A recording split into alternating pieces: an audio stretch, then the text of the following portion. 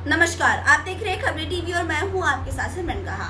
हरियाणा में आम आदमी पार्टी और कांग्रेस के बीच गठबंधन की बातचीत में सीटों की संख्या और निर्वाचन क्षेत्रों के चयन को लेकर बड़ी बाधा आ गई है। दरअसल आप सूत्रों का कहना है कि पार्टी को कांग्रेस का फॉर्मूला स्वीकार्य नहीं है। बता दें कि हरियाणा में नामांकन दाखिल करने की आखिरी तारीख 12 सितंबर है। आम आदमी पार्टी के सूत्रों का कहना है कि अगर कांग्रेस मौजूदा फॉर्मूले पर कायम रहती है तो कोई गठबंधन नहीं होगा। ऐसे में आप हरियाणा में 50 सीटों पर चुनाव लड़ेगी। वहीं कांग्रेस और बीजेपी के कई बागियों के आपके टिकट पर लड़ने की उम्मीद है। आप उम्मीदवारों की पहली सूची रविवार को आ सकती है। कांग्रेस ने हालिया लोकसभा चुनाव भी आम आदमी पार्टी के साथ गठबंधन कर लड़ा था। वहीं कांग्रेस ने सूबे की 9 सीटों पर उम्मीदवार उतारे थे और एक सीट आम आदमी पार्टी के हिस्से में आई थी। कुरुक्षेत्र हरियाणा में विधानसभा की कुल 90 सीटें हैं और एक लोकसभा क्षेत्र में औसतन 9 लोकसभा सीटें आती है। आम आदमी पार्टी लोकसभा चुनाव के 9 में से एक वाले फॉर्मूले से ही सीट शेयरिंग चाहती है। वहीं 10% के इस फॉर्मूले के आधार पर आम आदमी पार्टी 9 विधानसभा सीटों की मांग कर रही है। वहीं आम आदमी पार्टी जितनी सीटें मांग कर रही है, हरियाणा कांग्रेस के नेता उतनी सीटें देने पर सहमत नहीं है।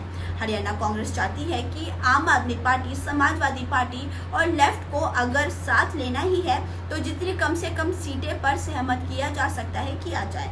गठबंधन सहयोगियों के खाते की सीटें सिंगल डिजिट में ही रहे, डबल डिजिट में ना जाए। इसके पीछे लोकसभा चुनाव नतीजे, सरकार के खिलाफ एंटी इनकम्बेंसी, जाट किसान की नाराजगी को देखते हुए जीत का विश्वास भी वजह है। साथ ही बिहार चुनाव नतीजों का फैक्टर भी है। जब आरजेडी की अगुवाई वाली विपक्ष महागठबंधन जीत की दहलीज तक पहुंचकर भी सत्ता से चूक गई। इसके लिए कांग्रेस की अधिक सीटों वाली जिद को जिम्मेदार ठहराया जा रहा था। हरियाणा कांग्रेस इन चुनावों में किसी भी स्तर पर अपने लेवल से कोई चूक नहीं करना चाहती, जिससे उसकी संभावनाओं को नुकसान उठाना पड़े। हरियाणा में आम आदमी पार्टी और कांग्रेस के बीच गठबंधन की बातचीत में सीटों की संख्या और निर्वाचन क्षेत्रों के चयन को लेकर बड़ी बाधा आ गई है। दरअसल आप सूत्रों का कहना है कि पार्टी को कांग्रेस का फॉर्मूला स्वीकार्य नहीं है। बता दें कि हरियाणा में नामांकन दाखिल करने की आखिरी तारीख 12 सितंबर है। आम आदमी पार्टी के सूत्रों का कहना है कि अगर कांग्रेस मौजूदा फॉर्मूले पर कायम रहती है तो कोई गठबंधन नहीं होगा। ऐसे में आप हरियाणा में 50 सीटों पर चुनाव लड़ेगी। वहीं कांग्रेस और बीजेपी के कई बागियों के आपके टिकट पर लड़ने की उम्मीद है। आप उम्मीदवारों की पहली सूची रविवार को आ सकती है। कांग्रेस ने हालिया लोकसभा चुनाव भी आम आदमी पार्टी के साथ गठबंधन कर लड़ा था। वहीं कांग्रेस ने सूबे की 9 सीटों पर उम्मीदवार उतारे थे और एक सीट आम आदमी पार्टी के हिस्से में आई थी।